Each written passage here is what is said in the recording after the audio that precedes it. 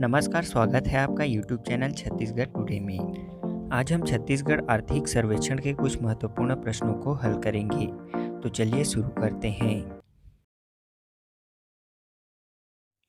हमारा पहला प्रश्न है, छत्तीसगढ़ के प्रमुख फसलों के उत्पादन में निम्न विकल्पों में से कौन सा आरोही क्रम में सही है? इसका आंसर है ऑप्शन बी, धान, मक्का, गेहूं, चना, सोयाबीन। छत्तीसगढ़ में सर्वाधिक उत्पादन धान का किया जाता है, उसके बाद मक्का, गेहूं, चना और सोयाबीन का। राज्य में सर्वाधिक उत्पादन के अंतर्गत अनाज वर्ग में धान का सर्वाधिक उत्पादन होता है। दलहन में सर्वाधिक उत्पादन होता है चना का और तिलहन वर्ग में सोयाबीन का। दूसरा प्रश्न है, छत्तीसगढ़ के कितने कृषि उपज मंडियों को राष्ट्रीय कृषि बाजार से जोड़ने के लिए चिन्हित किया गया है? ऑप्शन है 27, option B 18, option C 14, option D 16। इसका आंसर है ऑप्शन सी 14 कृषि उपज मंडियों को। छत्तीसगढ़ के 14 कृषि उपज मंडियों को राष्ट्रीय कृषि बाजार से जोड़ने के लिए चिन्हित किया गया है। इसका उद्देश्य कृषि उपजों की खरीदी बिक्री में कृषक और व्यापारियों के मध्य के बिचौलियों के हस्तक्षेप को कम करना है। इसमें देश भर के 585 कृषि उपज मंडियों को जोड़ा जाएगा, जिसके तहत छत्तीसगढ़ के 14 कृषि उपज मंडियों को चिन्हित किया गया है। तीसरा प्रश्न है, छत्तीसगढ़ के प्रमुख फसलों के क्षेत्र में निम्न विकल्पों में से कौन सा अवरोही क्रम में सही है? इसका आंसर है ऑप्शन डी, धान, चना, लाख, मक्का, गेहूं। छत्तीसगढ़ में सर्वाधिक उत्पादन क्षेत्र में धान का है, उसके बाद चना, फिर लाख जिसे तिवड़ा भी कहा जाता है, मक्का, उसके बाद गेहूं। इसमें अनाज के अंतर्गत सर्वाधिक उत्पादन क्षेत्र धान का है, उसके बाद दलहन वर्ग में सर्वाधिक उत्पादन क्षेत्र चना का और तिलहन वर्ग में सर्वाधिक उत्पादन क्षेत्र सोयाबीन का है। चौथा प्रश्न है, छत्तीसगढ़ राज्य में वर्ष 2019-20 के अनुसार फसलों का शुद्ध बोया गया क्षेत्रफल का आकार कितना है? इसका आंसर है ऑप्शन ए, 46.35 लाख हेक्टेयर। राज्य में वर्ष 2019-20 के अनुसार फसलों का शुद्ध बोया गया क्षेत्रफल का आकार 46.35 लाख हेक्टेयर है। वहीं बात करें तो कुल बोए गए क्षेत्रफल का आकार, राज्य में कुल बोए गए क्षेत्रफल का आकार 57.35 लाख हेक्टेयर है। 57.35 लाख हेक्टेयर। हमारा पांचवा प्रश्न है, राज्य में वर्ष 2019-20 के अनुसार जिलेवार शुद्ध अथवा कुल बोया गया क्षेत्रफल का आकार सर्वाधिक किस जिले का है? ऑप्शन है नारायणपुर, बी राजनांदगांव, सी जांजगीर चांपा, डी धमतरी। इसका आंसर है ऑप्शन बी, राजनांदगांव जिला।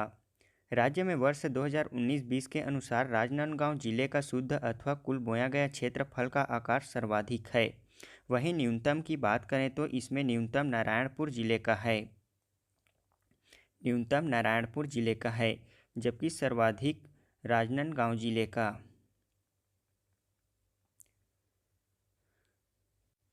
हमारा छठवां प्रश्न है, छत्तीसगढ़ में वर्ष 2019-20 के अनुसार उद्यानिकी फसलों का उत्पादन के आधार पर अवरोही क्रम में कौन सा विकल्प सही है? इसका आंसर है ऑप्शन ए, सब्जी, फल, मसाला, पुष्प, औषधि और सुगंधित फसल। छत्तीसगढ़ में सर्वाधिक उद्यानिकी फसलों का उत्पादन सब्जी का होता है, उसके बाद फल, फिर मसाला, फिर पुष्प और उसके बाद औषधि और सुगंधित फसलों का। और यही क्रम रकबे के आधार पर भी है। राज्य में सर्वाधिक रकबा सब्जी का है, उसके बाद फल, फिर मसाला, पुष्प और उसके बाद औषधि और सुगंधित फसलों का। राज्य में अभी तक फल सब्जी मंडी 6 बनाए गए हैं। यह है रायपुर, बिलासपुर, दुर्ग, रायगढ़, राजनांदगांव और पखांजूर में। हमारा सातवां प्रश्न है, छत्तीसगढ़ के कुल जल क्षेत्र का कितना प्रतिशत मछली पालन अंतर्गत विकसित किया जा चुका है? इसका आंसर है ऑप्शन सी, 94.66%।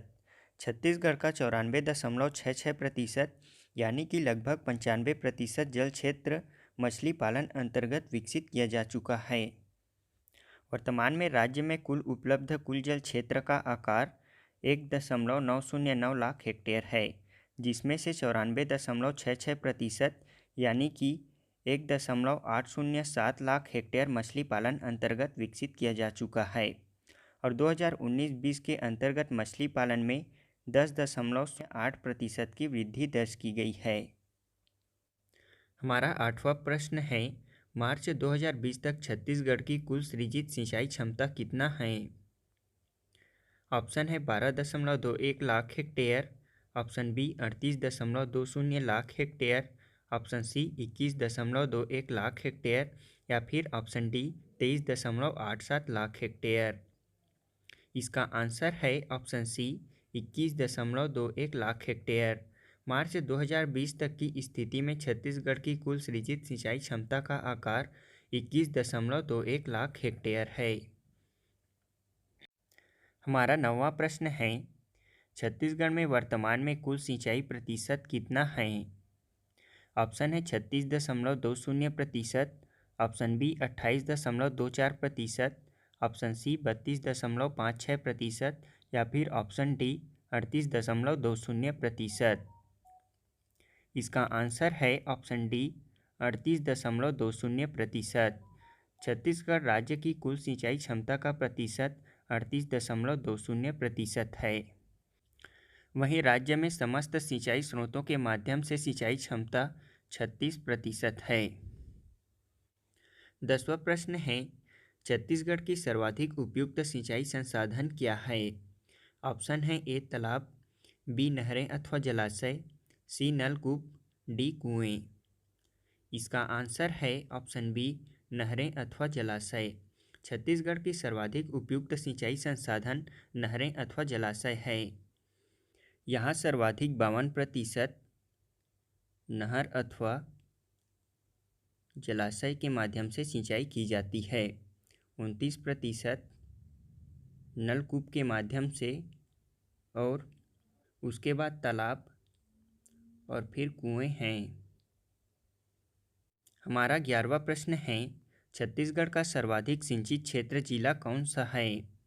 ऑप्शन है ए धमतरी, बी गरियाबंद, सी जांजगीर चांपा, डी बालोद। इसका आंसर है ऑप्शन सी जांजगीर चांपा जिला। छत्तीसगढ़ का सर्वाधिक सिंचित क्षेत्र जिला जांजगीर चांपा है। वहीं न्यूनतम सिंचित जिला की बात करें तो दंतेवाड़ा है। दंतेवाड़ा राज्य का सबसे कम सिंचित जिला है।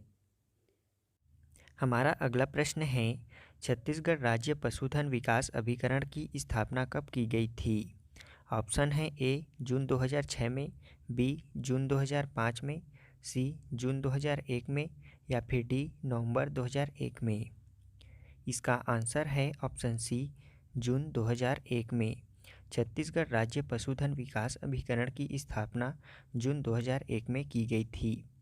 छत्तीसगढ़ राज्य में पशुधन संवर्धन की राष्ट्रीय गौवंशीय भैंस वंशीय पशु प्रजनन परियोजना के संचालन व नियंत्रण हेतु राज्य शासन द्वारा छत्तीसगढ़ राज्य पशुधन विकास अभिकरण की स्थापना जून 2001 में की गई थी।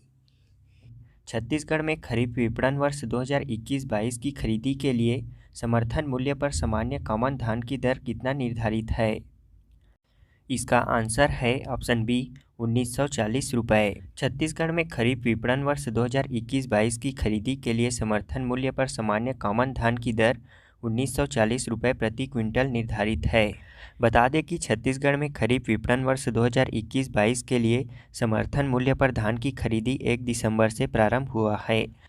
इसमें धान के लिए समर्थन मूल्य की दर सामान्य धान के लिए 1940 रुपये तथा धान ग्रेड ए के लिए 1960 रुपये प्रति क्विंटल है तथा अच्छी किस्म के मक्का का समर्थन मूल्य 1870 रुपये प्रति क्विंटल की दर से निर्धारित है। कृषकों द्वारा विक्रय किए गए धान एवं मक्के की राशि का भुगतान किसानों के बैंक खाते में डिजिटल मोड से किया जाएगा।